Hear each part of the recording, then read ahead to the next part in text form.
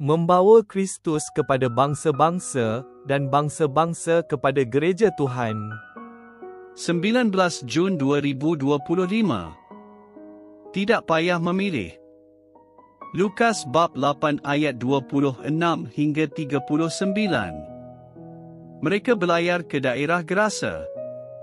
Setelah Yesus mendarat, seorang lelaki dari bandar itu datang menemuinya.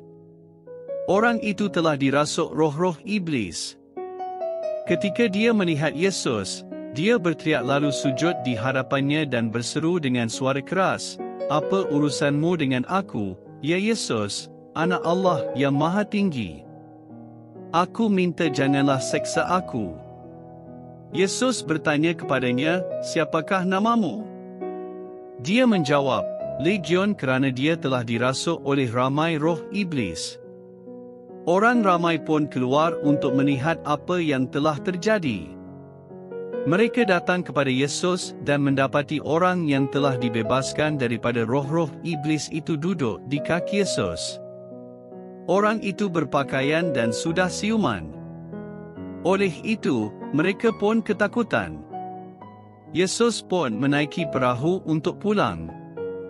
Orang yang telah dibebaskan daripada roh iblis itu meminta Yesus membenarkan dia mengikut bersamanya, tetapi Yesus menyuruh dia pulang dan berkata, "Pulanglah ke rumahmu dan kabarkanlah segala yang dilakukan Allah untukmu."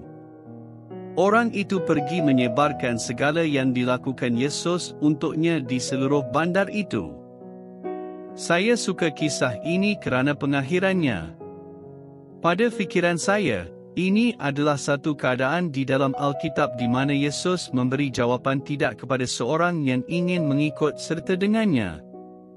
Sebaliknya, Yesus menghantar lelaki itu pulang ke rumahnya sambil berkata, "Pulanglah ke rumahmu dan kabarkanlah segala yang dilakukan Allah untukmu."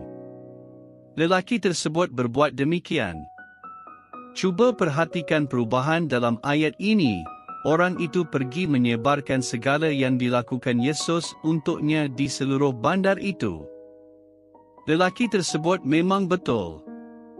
Yesus ialah Tuhan, Anak Tuhan, dan memang wajar lelaki itu memuji dan memuliakan Yesus kerana Yesus telah menyelamat dan memulihkannya. Kita juga patut mengasihi dan menyembah Yesus atas sebab yang sama. Mungkin kita tidak dirasuk oleh roh iblis, tetapi kita semua pernah dalam keadaan yang buruk, iaitu dibelenggu oleh dosa dan sesat dalam kegelapan dunia tanpa Tuhan. Jika kamu dibaptis ketika masih bayi lagi, kamu mungkin tidak mengingati pengalaman itu. Saya ingat kerana saya telah datang kepada iman ketika dewasa. Apabila kamu sedar apa Yesus telah lakukan untuk kamu, bukankah wajar ada keinginan untuk bersama dengannya setiap saat? Kita boleh kerana kita tidak perlu memilih di antara kehadiran Yesus dan mentaati perintahnya.